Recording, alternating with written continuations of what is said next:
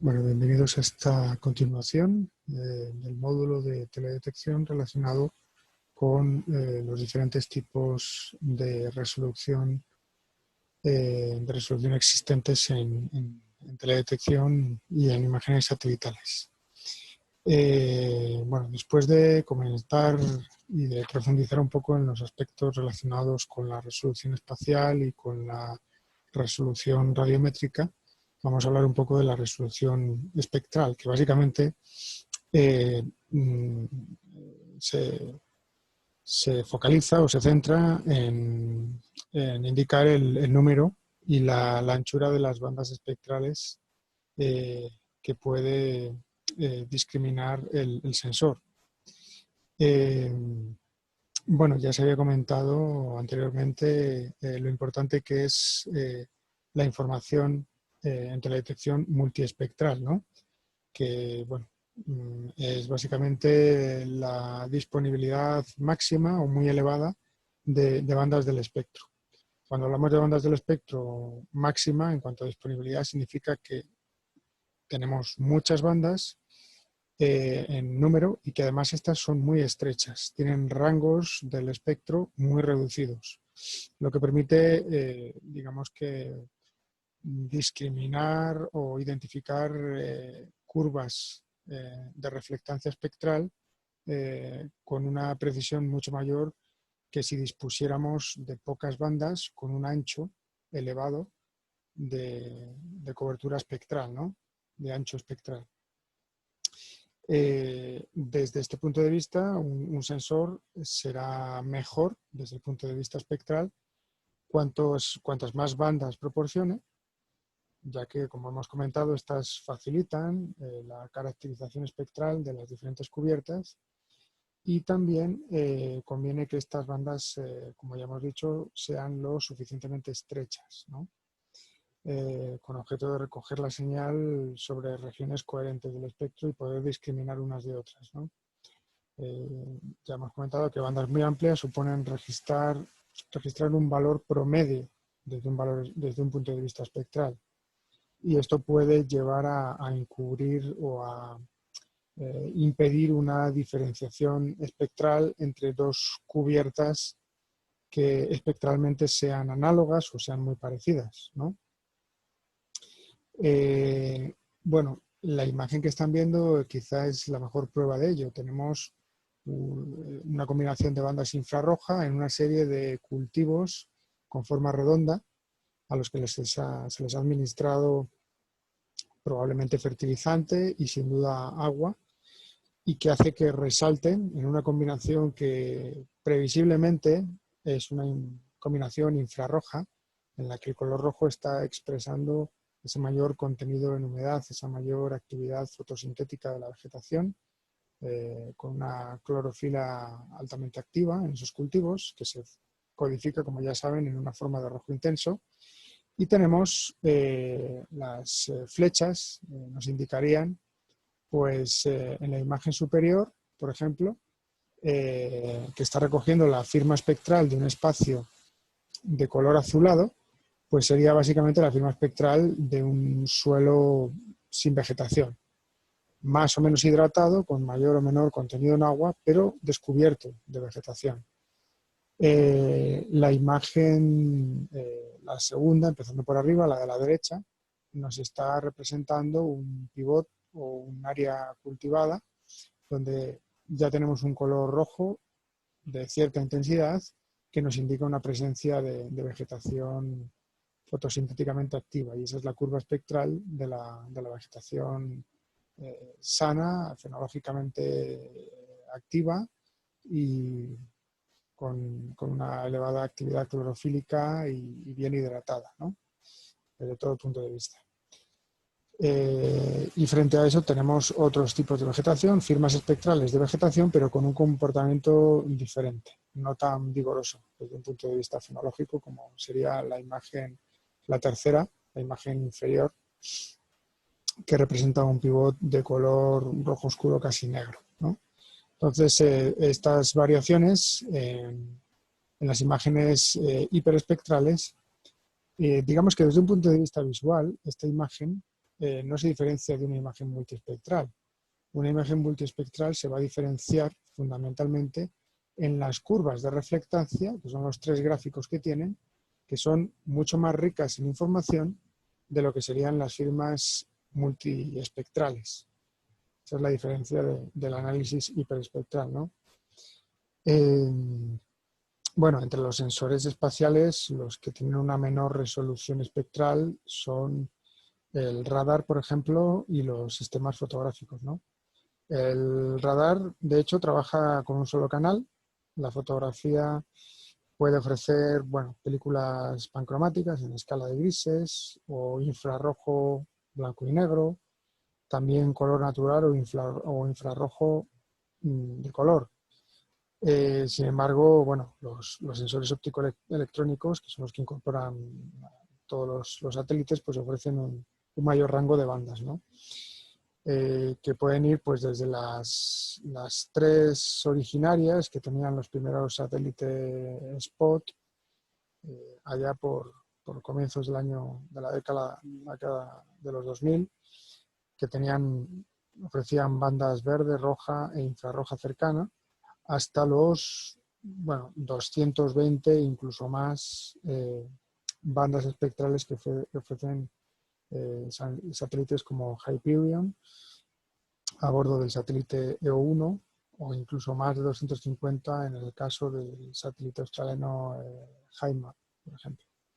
Entonces, bueno, hasta hace relativamente poco la observación de un número elevado de bandas espectrales pues estaba reducido a sensores aeroportados, es decir, a aviones y drones.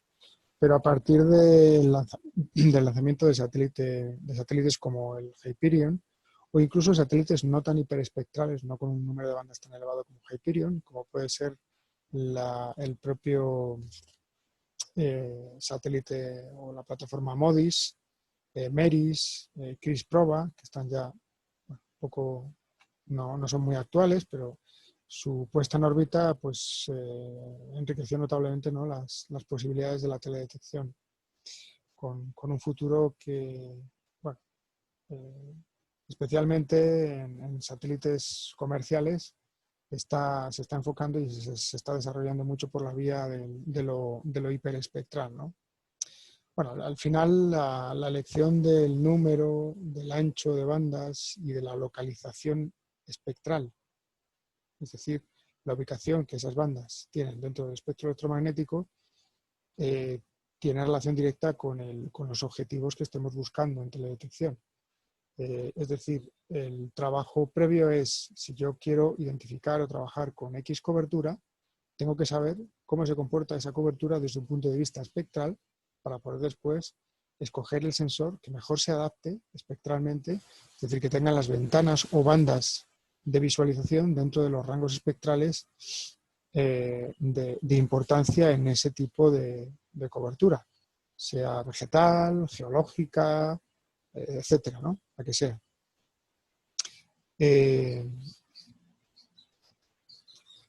Bueno, por ejemplo, digamos, si estuviéramos buscando incendios, pues vamos a necesitar una banda en el infrarrojo medio y otra en el térmico, preferiblemente, ¿no?, para discriminar superficies calientes. Y la resolución espacial, en este caso, por ejemplo, sería secundaria, porque un incendio, para considerarse como tal, tiene que tener ya ciertas dimensiones, ¿no? Entonces, el tamaño del píxel, en este caso, pues sería secundario, ¿no? De todos modos, bueno, este es un ejemplo un ejemplo para una aplicación concreta, pero la mayor parte de los sensores requieren un mayor número de bandas para ir discriminando correctamente ciertas coberturas, ¿no?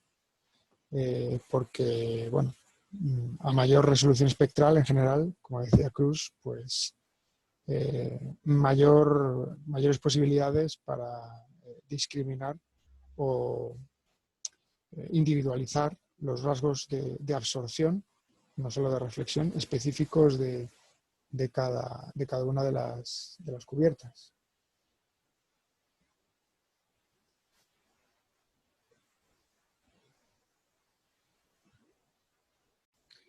Bueno, el otro tipo de resolución que crítica en los flujos de trabajo de teledetección es la resolución temporal, que básicamente se refiere a la frecuencia de paso o a la frecuencia de cobertura que nos da un sensor, ¿no?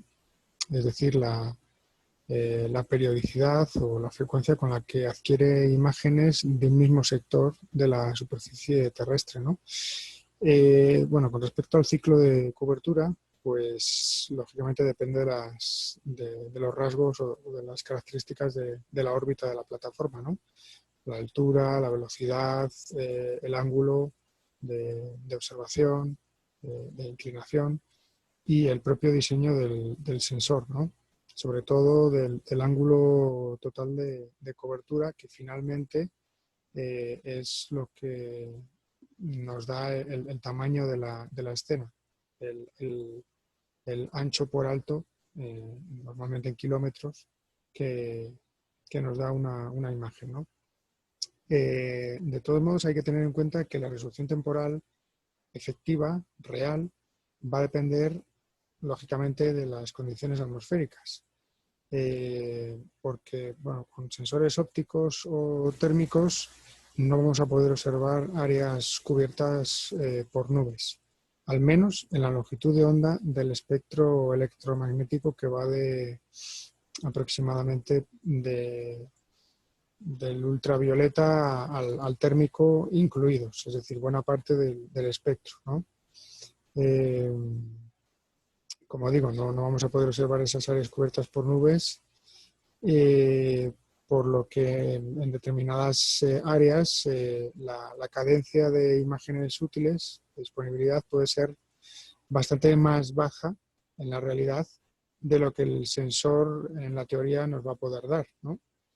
Este tipo de problemas se solucionan parcialmente a través del propio diseño de los sensores de teledetección montados sobre plataformas, que en algunos casos incluyen la capacidad de no realizar una adquisición cenital, es decir, de no observar totalmente vertical, sino que pueden ser enfocados, ¿no?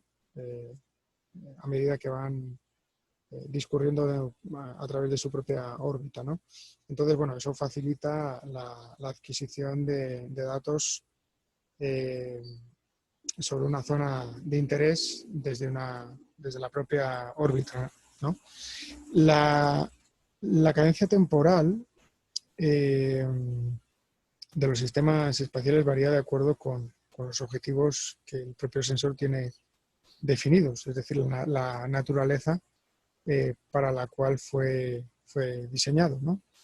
Los satélites meteorológicos, por ejemplo, también denominados geoestacionarios, se denominan así porque están observando un mismo punto de la superficie terrestre, orbitando en conjunto con la propia órbita terrestre. ¿Okay? A diferencia de los satélites heliosíncronos de órbita polar, que van recorriendo, van haciendo un barrido de la Tierra. Entonces, bueno, estos satélites meteorológicos o geoestacionarios están obligados a ofrecer una información en periodos cortos de tiempo. ¿Okay? Por eso se dedican normalmente a fenómenos muy dinámicos como la propia meteorología. Por eso la red de satélites geoestacionarios, como por ejemplo el Meteosat que tienen en la imagen, o el satélite GOES o el GMS, proporcionan una imagen cada 15 o 30 minutos. Este es el ejemplo del, digamos, más radical de máxima resolución temporal, los satélites geoestacionarios o meteorológicos, que nos están dando una imagen cada 15 o 30 minutos. Bueno, este tipo de información se complementa con la obtenida a partir de los satélites meteorológicos de órbita polar, como el NOAA o el METOP, que ofrecían pues imágenes cada 12 horas. Y en el polo opuesto a esto tenemos los satélites de recursos naturales, con una cadencia muchísimo más baja, ¿no? Por ejemplo, en el caso de Landsat tenemos una imagen cada 16 días. O en el caso más reciente, dentro del proyecto Copernicus de la Agencia Espacial Europea, la constelación de satélites Sentinel-2, que combinando Sentinel-2A y Sentinel-2B, tenemos 5 días de resolución, 5 días de revisita, ¿no?, entre estos dos satélites. Pero bueno, en general, este tipo de satélites de monitoreo de los recursos naturales de mediana resolución espacial pierden bastante resolución temporal, ¿no?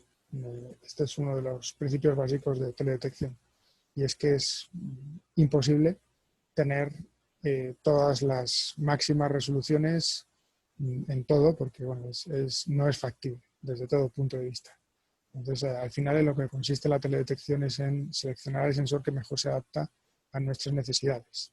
Y si nuestras necesidades, como muestra esta imagen, son hacer un seguimiento de un huracán y alimentar los modelos meteorológicos que predicen el avance de centros de acción y fenómenos de este tipo, pues hay que sacrificar la resolución espacial y quedarnos con satélites de 1 kilómetro o a lo sumo de 100 metros por píxel, a cambio de disponer de datos cada pocos minutos que nos permitan conocer una evolución casi podríamos decir que en tiempo real, ¿no?, de este tipo de fenómenos.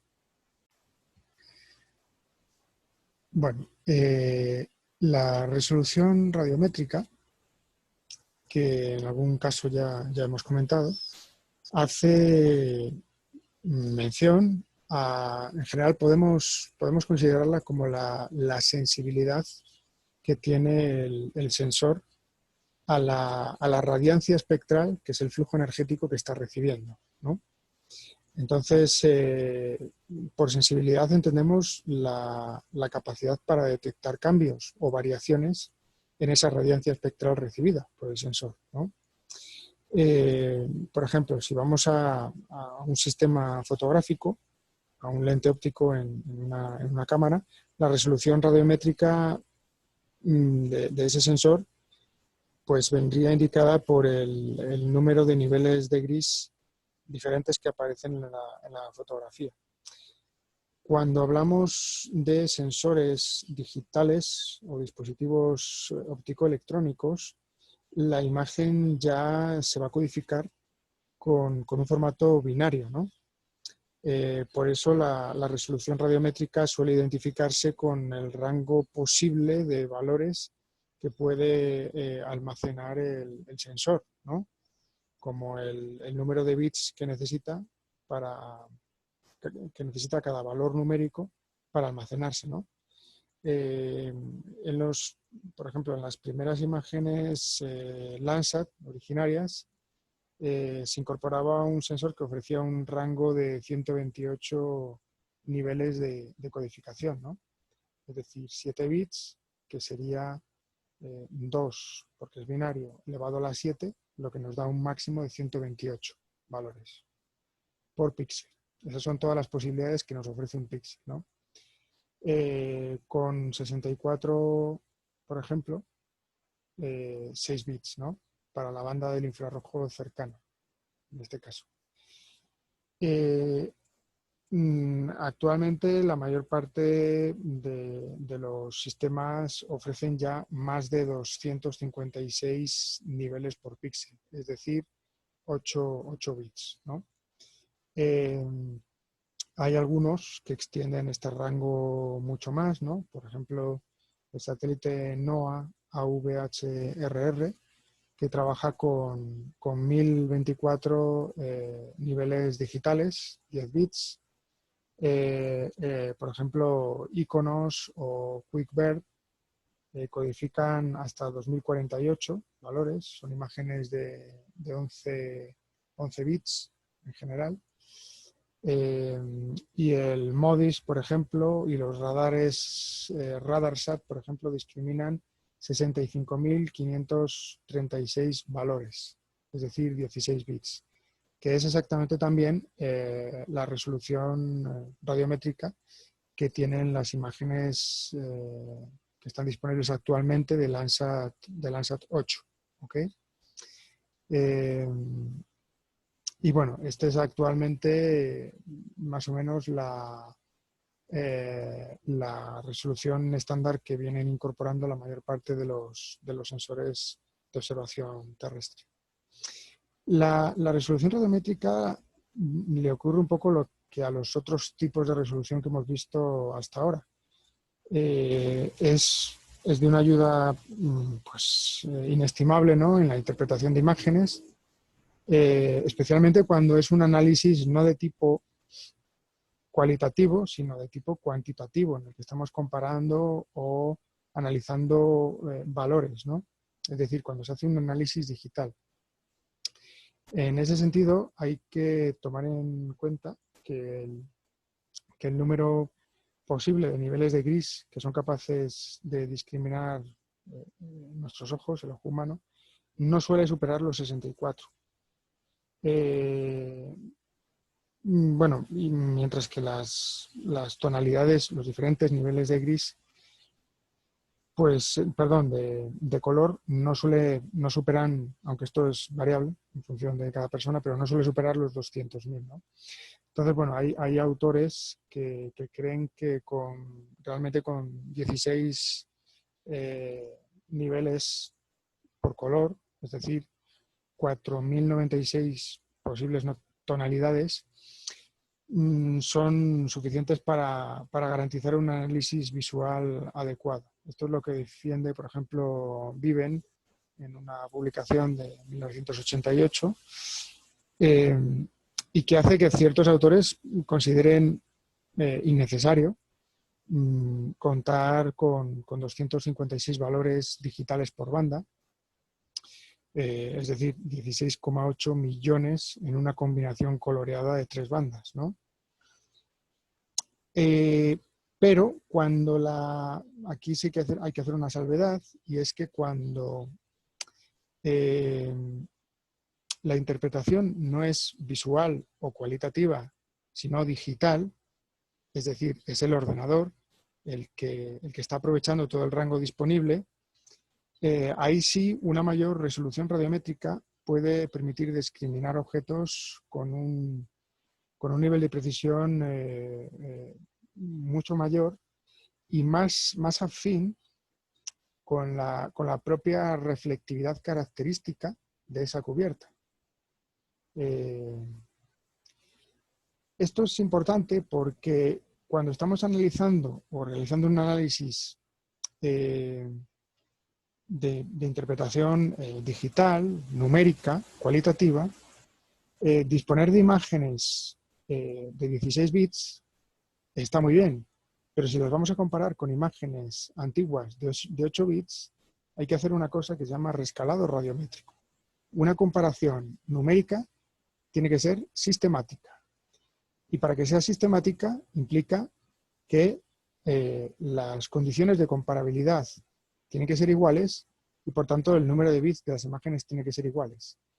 Como yo no puedo subir una imagen antigua de 8 bits a 16, porque no se puede hacer eso, lo que sí se puede hacer es reducir la resolución radiométrica, es decir, el rescalado, en una imagen de 16 bits a una de 8, siempre y cuando quiera establecer esa comparación con datos antiguos, ¿ok? Esto es un dato importante en el que nos detenemos precisamente en uno de los laboratorios que les propongo para el curso. Bueno, desde el punto de vista del análisis visual, observen cómo la resolución radiométrica también tiene un peso que puede llegar a ser determinante a la hora de analizar imágenes. Observen, por ejemplo, la diferencia entre 11 bits y 8 bits en las dos imágenes superiores. Si estamos haciendo una cartografía de coberturas o incluso una cartografía de usos de suelo en una zona urbana como esta, hacerlo a 8 bits, en este caso, supone la imposibilidad de distinguir el uso que se le pueda dar a esas construcciones o esas edificaciones que tenemos, que aparecen con tejados blancos en todos los casos.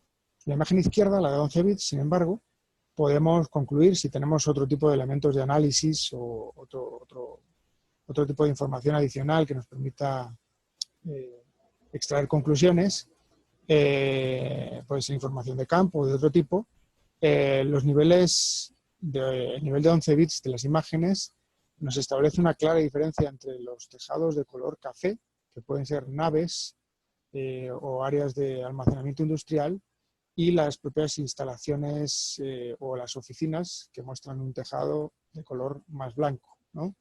Entonces, bueno, también la resolución radiométrica tiene su importancia en el análisis visual. Bueno, por último, hablando de para terminar, esta parte de los diferentes tipos de resolución en teledetección, hay que hablar de la resolución angular. Es un término un poco más reciente que los anteriores en teledetección y, bueno, se refiere a la capacidad que un sensor tiene para observar desde diferentes ángulos una misma zona y proporcionar, por tanto, imágenes con diferentes ángulos de adquisición de ese mismo sector, ¿no? Normalmente, históricamente, se ha asumido que las cubiertas suelen tener una reflectividad lambertiana, ¿no?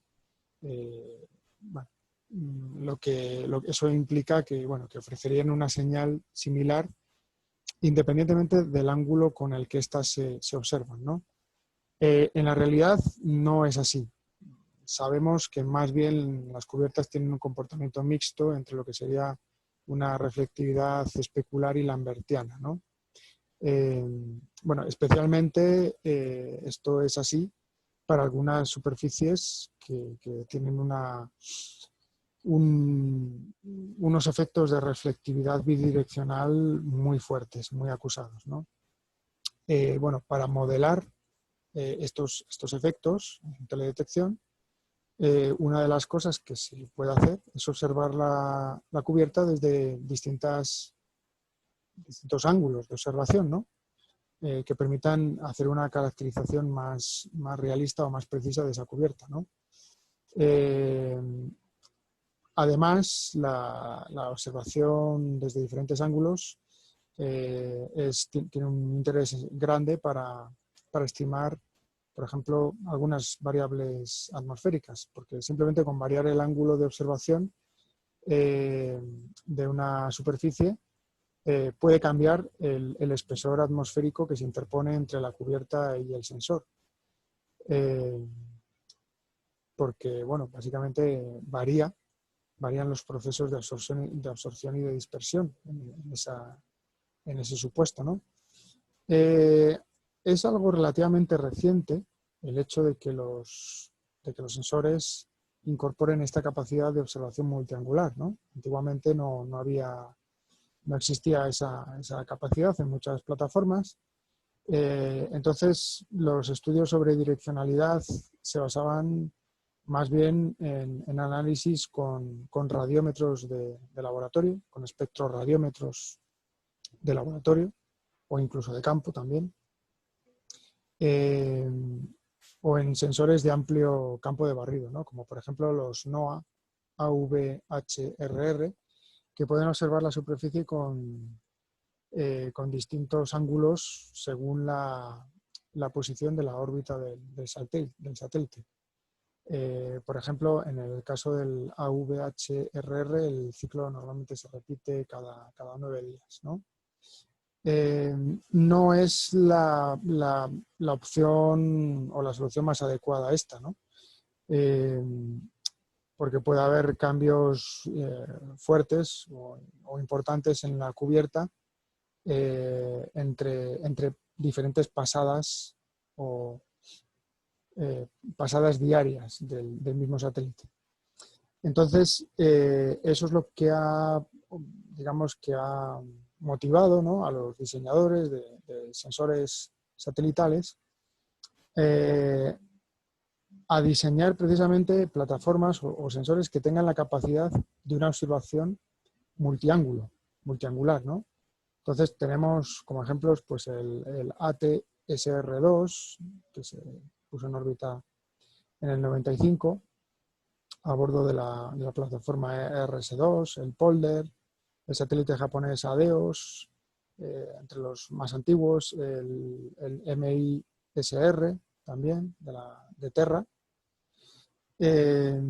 Bueno, estos son quizás algunos de los ejemplos que podemos tener sobre la importancia de la observación multiangular en teledetección.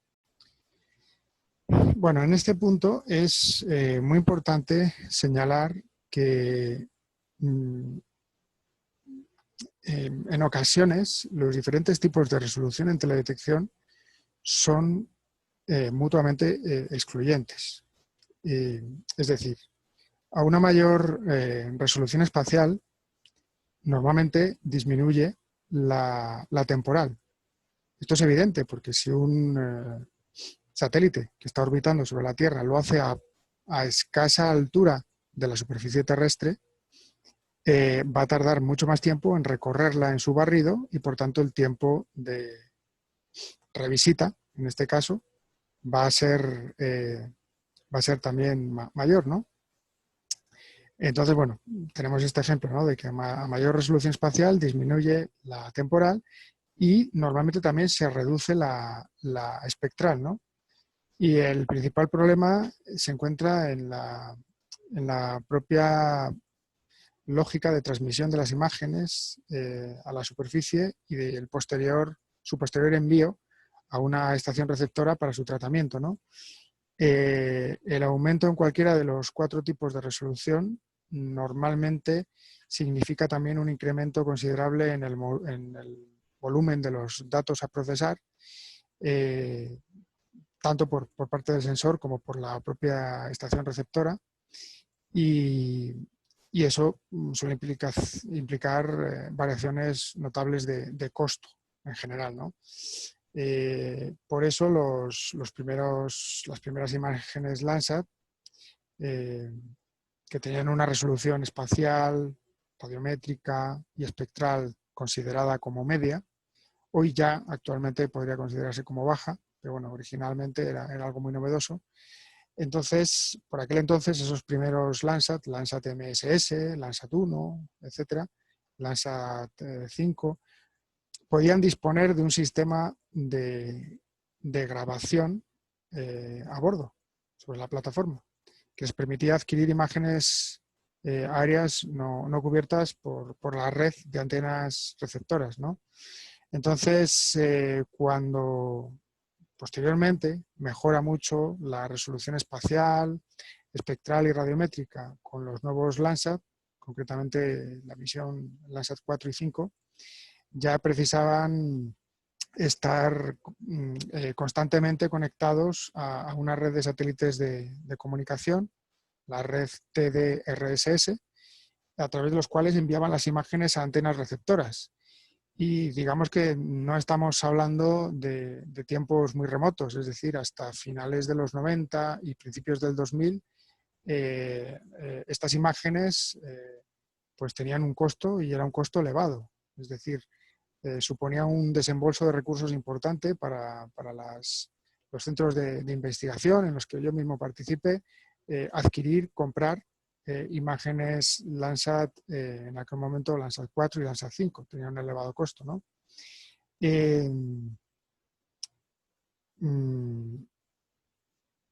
Bueno, y aparte, bueno, hacía falta, que eso también es un costo elevado, tener acceso a una antena receptora, ¿no? En el caso de otras plataformas, como el antiguo satélite ERS europeo, solo se registraba información en el radio cubierto por las propias antenas receptoras.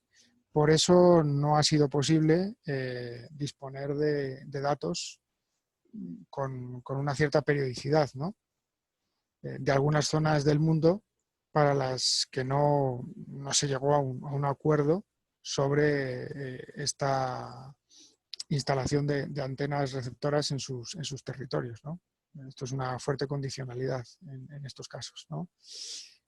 Dado que los distintos tipos de resolución están muy relacionados, tenemos que tener en cuenta que cada sistema de teledetección ofrece unas características muy particulares, muy específicas, en función de los fines para los que fue diseñado, ¿no? Esta orientación a la detección de fenómenos más o menos efímeros en el tiempo,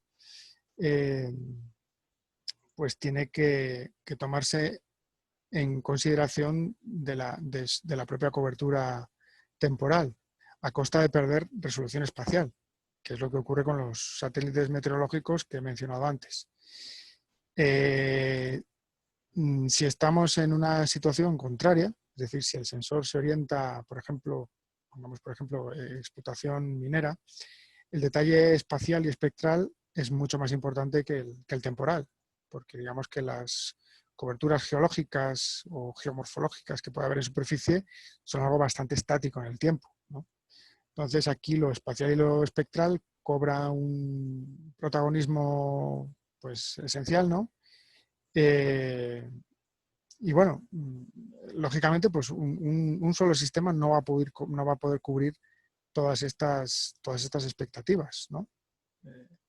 Las expectativas, por ejemplo, meteorológicas y mineras al mismo tiempo. Va a haber que optar por un tipo de plataforma en específico. Bueno, muchas veces se identifica la calidad del sensor precisamente con su resolución espacial, es decir, esa búsqueda del píxel lo más pequeño posible para tratar de identificar con una resolución centimétrica un determinado fenómeno, ¿no? Esto solamente es acertado para algunas aplicaciones. Se me vienen a la mente la gestión catastral, las cuestiones de propiedad, ¿no? En las que unos pocos centímetros tienen afectaciones incluso a nivel jurídico, ¿no? Bueno, en esa materia pues estamos en el terreno de los drones, de la precisión centimétrica, con el sacrificio que se hace a costa de ello, y es disponer de imágenes con muy poca cobertura, muy pequeñas y muy poco comparables en el tiempo, porque si yo tengo que hacer un barrido con una línea de vuelo de 250 imágenes, el desfase temporal que va a haber entre la 1 y la 250 va a hacer que un mosaico no tenga una validez geográfica, porque está representando lapsos temporales muy dispares en el tiempo, ¿no? Por supuesto, esto hay que tenerlo en cuenta. La detección de incendios, por ejemplo, forestales, o la evaluación de inundaciones, no es algo que requiera de sensores muy precisos desde un punto de vista espacial, de una gran resolución espacial. Pero sí puede que necesitemos una resolución temporal alta, ¿no? Bueno, cada vez es más frecuente el uso de satélites meteorológicos para aplicaciones terrestres que no estaban contempladas en su diseño original, ¿no? Seguimiento de cosechas, deforestación, etc. Y cada vez se está haciendo mayor énfasis en la resolución espectral, ¿no? Por ejemplo, pues, tratando de discriminar cubiertas con comportamientos radiométricos muy similares que solo divergen en bandas muy específicas del espectro, ¿no? Bueno, también hay otro aspecto a tomar en cuenta, que es el solape entre bandas, si existe.